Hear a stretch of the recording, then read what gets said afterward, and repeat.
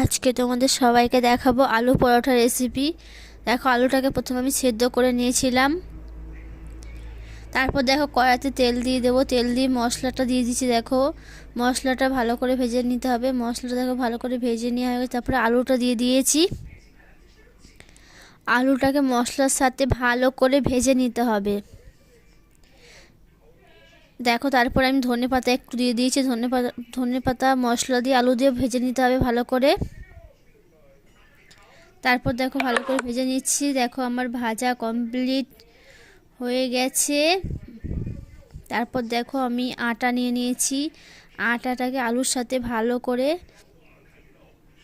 মিলিয়ে নিতে হবে। দেখো আটাটা আলুর সঙ্গে ভালো করে মিলিয়ে নিয়েছি। তারপর একটু নুন দিয়ে দিয়েছি।